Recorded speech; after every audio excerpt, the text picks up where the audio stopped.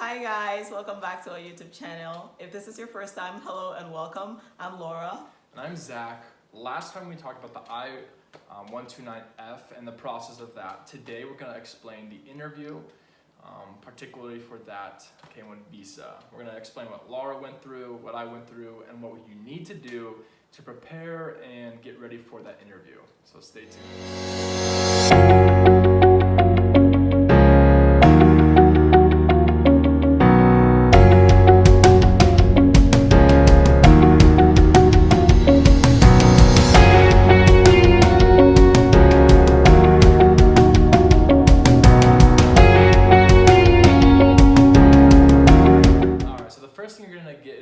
Confirmation letter from whichever USCIS center you filed your I-192F into. So for us, that was Dallas, Texas. We got an email from them telling us that they have now sent our petition to Laura's home country embassy. So in Ghana, that's in Accra, and so that's what they told us. They've now sent that.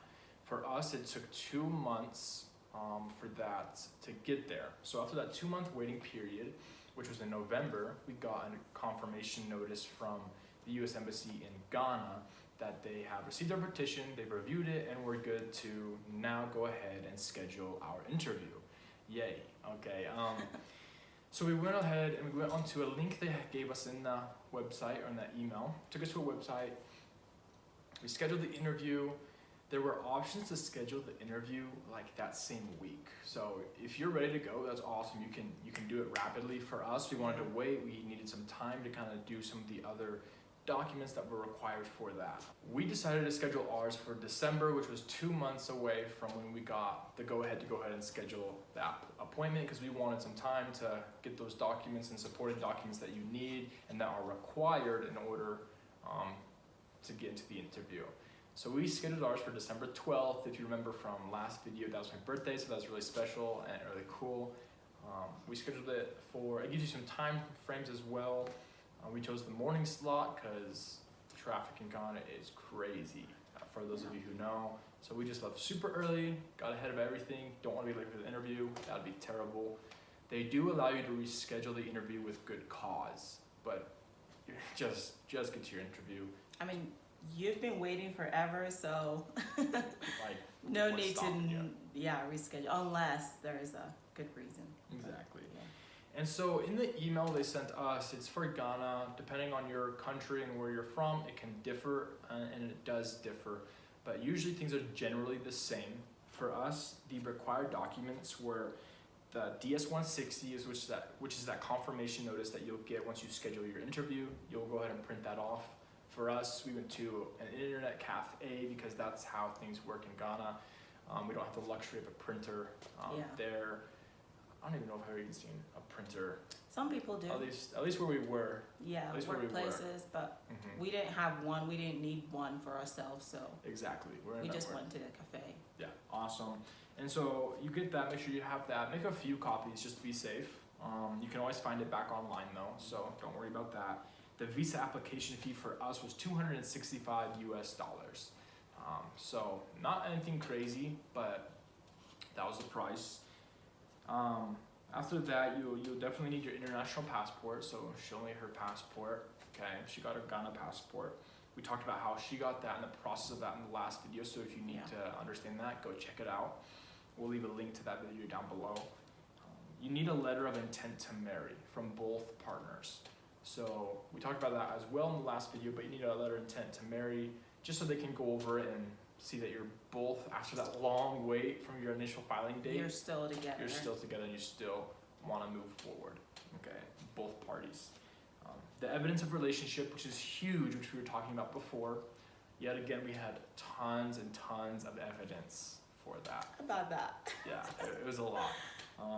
And then you need other documents. So if you've had like U.S. immigration violations, anything like that has a dispute with the U.S., you need to provide that. Because if they see that you've had a violation before and you didn't tell them about it, that's a red flag. Big issue. And if you do, maybe if you have a lawyer, something like that, it could help in the process in case you go for the interview and things are getting complicated. Like you have a backup, not necessarily need a lawyer, but if your violation is super something serious, then it'll be good or smart to have a lawyer. Yeah, definitely. For us, we didn't have a lawyer just because didn't need one. And I'm a little too stubborn, prideful, and cheap to hire one. So I was like, yeah, nah, I can we're do it pretty myself. cheap people. Yeah. So you'll also get a checklist that you must have for your visa interview on the day of. And it needs to be in this order. So you need passport photos. We had 6 to be safe, okay, in case some of them didn't meet requirements or whatever. We brought 6. Then you need 2 photographs that are 2 by 2 inches. Those are what will be used for your visa, okay? Your visa is gonna use that and be on the documents.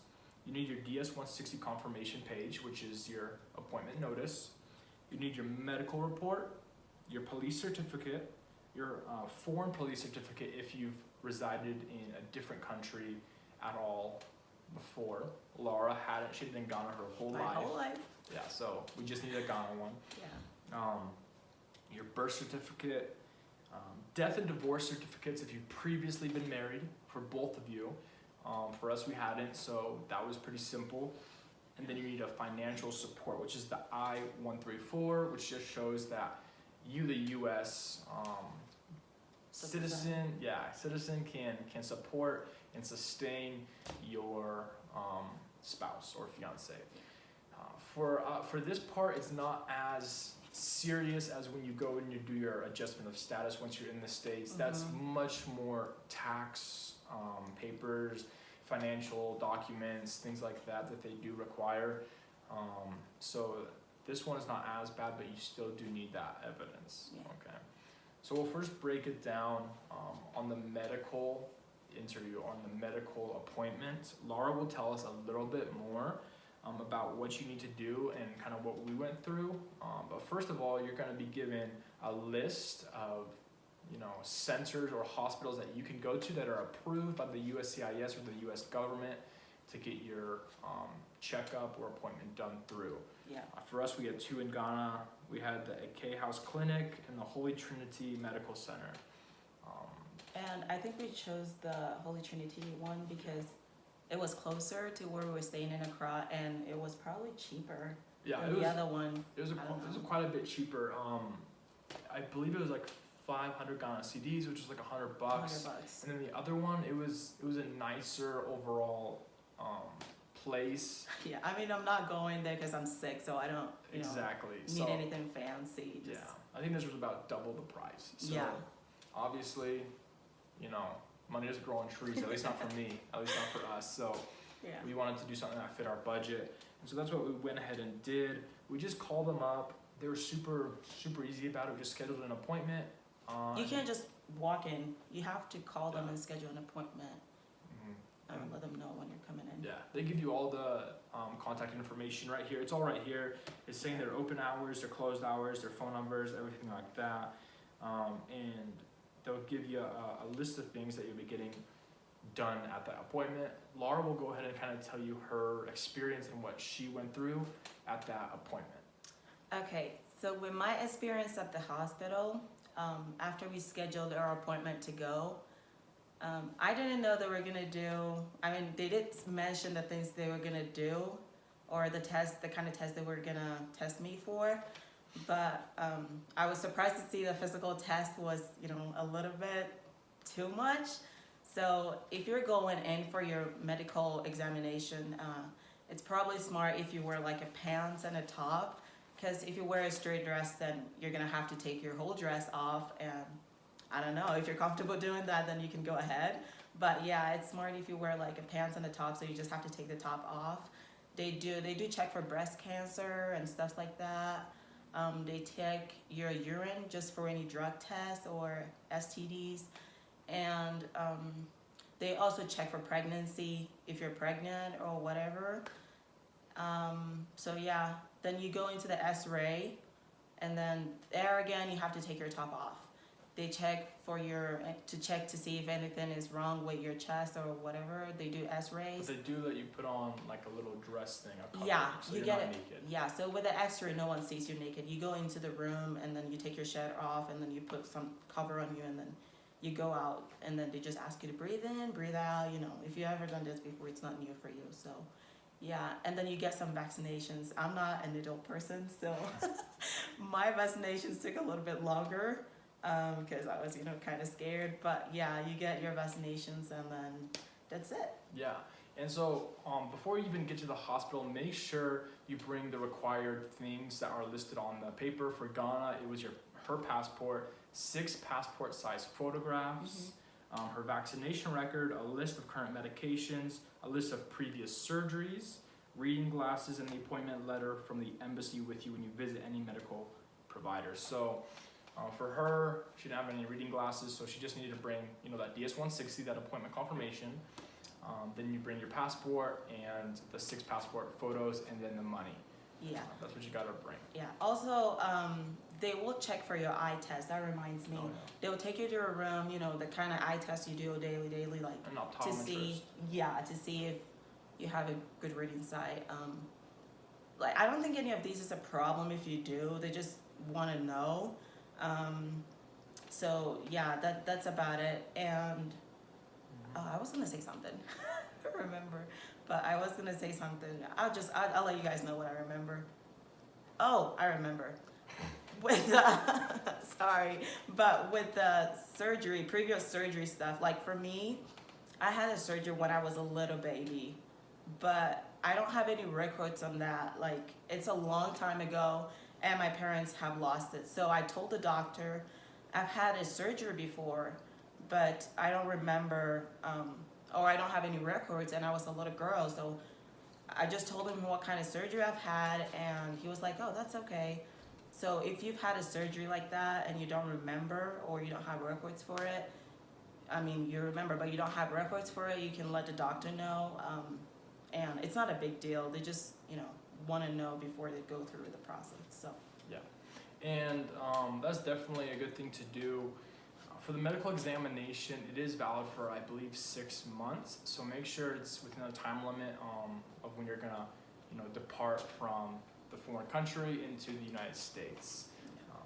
The next thing you need is a police certificate. If you're above the age of 16, you're gonna need one, whether you're bringing kids or anything like that with you. They're gonna need it as well, from whichever country you've resided in. So Laura is from Ghana, so she got her police certificate from there. She'll tell you the process we went through, and it was crazy. A little crazy.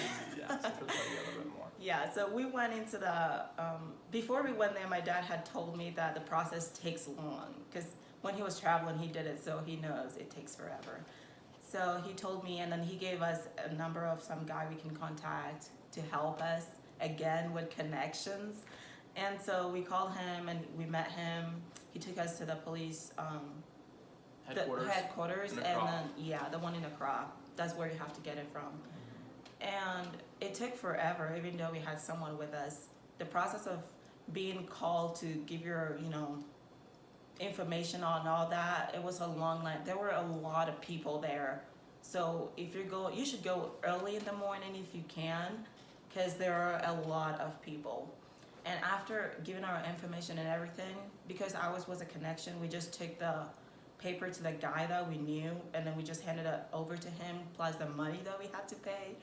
And so we left, and we took his phone number, and it took about... Ours wasn't even the guy, our connection. He wasn't even there. He talked to some people for us. That is and then true. he took us upstairs and downstairs, and then he left. He And wasn't even there. we didn't give him any money at that point, and I was just kind of like, what the heck? So Yeah. if you know how Ghana works at all, and it's not just Ghana, the country that works like this, it's everywhere. It's But just, it happens everywhere. You give them a little more, they're more willing to do a little bit more for you. That's so we true. we just asked around, and we found kind of the head honcho of the organization, not the police chief, but the one in charge. And so we went and talked to him. I kind of made friends with him a little bit. We just gave him a little bit of money. It wasn't nothing crazy, and he was able to kind of fast track the process. Speed the process. Because there was probably We 70 would've- people in the waiting room. 70 Plus people. the people who did it the day after and all Yeah. that, they're all waiting. So And the guy, he literally said, "Come back tomorrow." And I was like, "Hey, Masa, like I don't want to come back after this. Yeah. Like this one is too much." So we ended up just kind of getting ahead in line. Yeah. And we got things done. The amount of stink eyes and nasty looks we had. Because people were like, oh, you guys just came and, you know, and because I was with him, Yeah. it was a little bit weird. Like Because this over is it here, because just he's tell me. white? You Yeah, know, so- that's why you're speeding his process for him. But it wasn't. It's because I Yeah. dug into my pockets. So that's definitely part of the experience, and it's nothing big. You know, it's I all mean, over. you want it faster, you gotta pay something. There's a reason we brought extra money that day because we were expecting to do that, Yeah. especially when it's the police. So. Shh, we didn't say that. Yeah. We didn't So this is definitely a process that was easy and something fast to get. Yeah. You didn't get the police certificate that The day. same did day. you? It took about a week to 2 Mhm. in between. So I think it's something that you should get, like, you should do it like ahead. If you've already scheduled your interview, you know when your interview is. So if you don't have anyone, like how we were lucky to have someone, then you should probably get your process going already, so Yeah. you don't get behind. That's Because you why- need it for yeah. the interview. That's why we gave ourselves that 2-month window to just get everything done that we needed to. Yeah. Super important, but it all worked out and everything went well.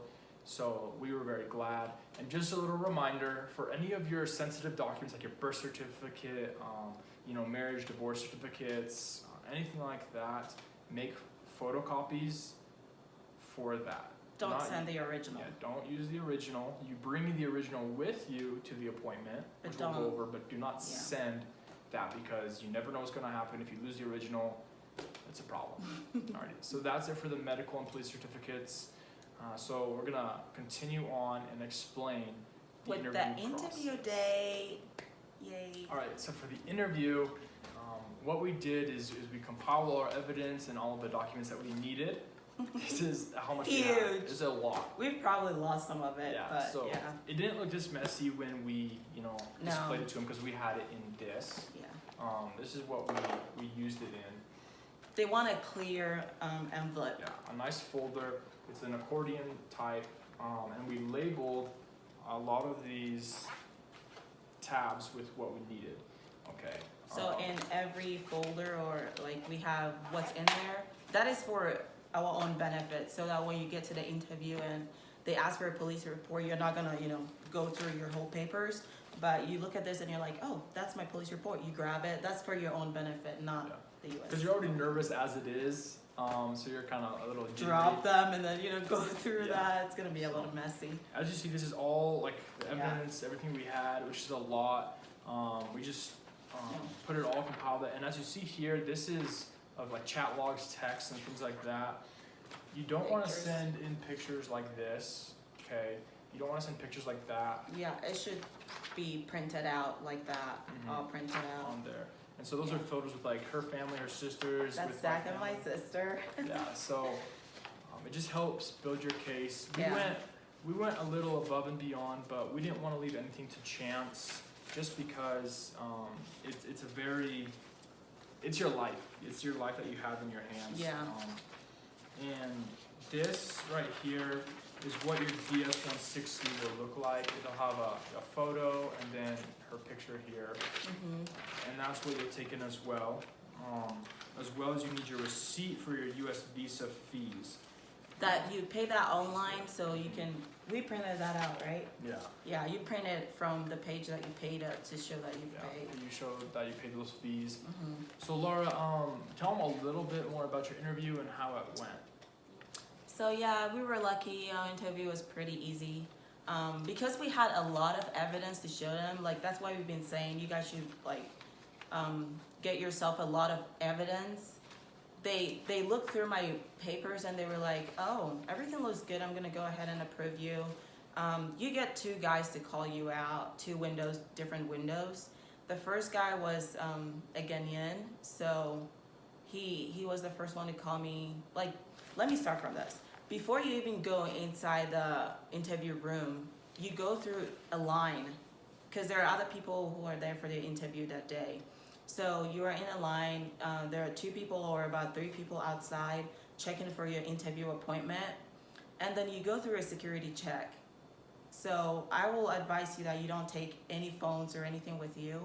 If you're lucky to go with a friend, a sister, or your fiance that day, you give them your phone or anything electronic you have, because you are not allowed to send them inside. And you go through the security check, you go inside again to the building, and then they take your appointment letter. So they pile them, and when it's a certain amount, they take them inside to the officers in there. So yeah, they told us to wait, and we were called one by our names. So they say your name, Laura, and then they ask you to come to window. They put a number there, so we're gonna use 9. They told me to come to window 9, and when I went there, it was a Ghanaian, and he asked me for a few documents. It's the documents they ask you to bring, but he didn't ask me for my passport or anything. And then he asked me, at first he was like, hey, how are you doing today? I was like, I'm fine. And also, even if you're nervous, I suggest you should keep a positive face. Like, I am here for my interview. I'm nervous, but don't laugh too loud. Don't be frowning in your face. Just keep a straight positive face, like a little smile, just to let them know that you're not hiding anything. So yeah, he asked for my documents. I gave them to him, and then he told me to sit down and wait. A few minutes later, the American consulate called me to window 11, and then he didn't ask me any questions. He already had the documents that the first guy took, so he had gone through them, and then he was like, how are you doing today, Laura? And I was like, I'm fine, how are you doing? You should ask them, make a conversation, but don't talk too much. He's the one interviewing you, not the other way around. So yeah, just how are you? It's nice or polite to ask someone how you're doing after they've asked you how you're doing. So how are you doing today, Laura? I said I was doing good. I asked him how he's doing back, and that was it. I did a fingerprint, the first window and the second window, both. I did fingerprints. And then he said, you and your fiance's birthday are quite close, which is not. So I was like, not really. His is in December, mine is in April. So he was like, oh, that's true. But I think he already knew that. He was just being tricky, because he already knows there is a difference. And if you go ahead and say yes, then he's gonna come back and like, that's not close, then you're in trouble. So simple things like that you should know about your fiance. Yeah, and that was about it. He said, oh, all right, I'm just gonna go ahead and approve you because everything here looks good, and congratulations, you're gonna receive your passport back in about a week or 2. And it wasn't up to 2 weeks, so we got it in a week. Yeah. Which was pretty awesome. Yeah, and I'll give you a bunch of papers like these papers about abuse. So like hotlines you can call for the fiance from that country. They'll give you some documents that after you've come back to after you're say here. like you come to America and your U.S. citizen spouse is abusive or using you for something that you weren't intending on. That was wrong. You can call these hotlines and it'll help you get out, because that's obviously a bad situation if you're in that situation. Yeah. But yeah, they'll give you a notice and something to check up online to see your visa passport progress, because you don't get your passport back, you don't get your visa that day. They're gonna send it in and put the visa on it and then process it and then send it to a DHL shipping facility. So we waited a few days. We got ours on the 17th. We had our interview on the 12th. So literally 5 days, really fast. We were super excited for that. We went, we picked it up, super easy. They send you an email that it's in, so. Super easy, picked it up at the DHL. Got it, we left the 19th, our flight out all the way back to the US, had Christmas and enjoyed. So our visa interview was very nerve-wracking. Very nervous. We were very worried about it. We interviewed each other all the time. We asked all these questions and everything. My dad would call me and say, let's practice your interview. There were a bunch of questions that I was expecting to be asked, but it was almost a letdown how easy it was. I was mad, you know. You prepared. I've been practicing. No, we can't complain, but I was glad. Honestly, it was so easy. Yeah, but I did practice a lot. Yeah, and I was just sitting in the car the whole time. The whole process took 3 hours. I believe it took 3 hours. I was just sitting out there Not knowing what's going inside. Just chilling in the car, just on my phone, having like anxiety, just like, oh my gosh, what happens? Like, that's your future in the hands. And then she came out, she was just like I was gonna kind of prank him, but there was this guy around. They're kind of like the helping you. Traffic guy to parking. Yeah, they teach you. They tell you where to park, and you give them a little bit something. I don't think it's your job, but you know how it works. He's a nice guy. He's cool. And then he saw me. He was like, "Did you pass?" And I was like, "Yeah." And then he ran to the car and told him I passed. I'm like, "What are you doing?" Yeah. I was gonna prank him, but it didn't work because that guy obviously sabotaged it for me. Yeah, he's a nice guy. He was just fun, but yeah, it was definitely an exciting day. But when she told me that she had like one question asked her, I was like, really? Really? She just practiced for the last like year and one question, but that's totally fine. Yeah. And so we're super happy and excited. If you have any questions that we didn't address, make sure you comment down below and we'll get you those answers. Yeah. Mainly because we didn't have the most, in-depth case. Some people have kids, some people have divorces, some will have multiple police arrests. You might be arrested, you might have different issues like that. But we did plan and prepare for all those circumstances. So we do have answers to those things. Yeah. So if Also, you have them, let us know. Here is an evidence that we printed out, and these are pictures of our chats and pictures of us on a video call.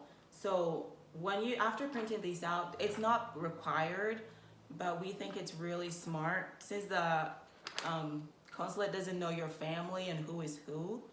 We write on top of the paper at the bottom, wherever there is space, this is our chat log between Zach and I.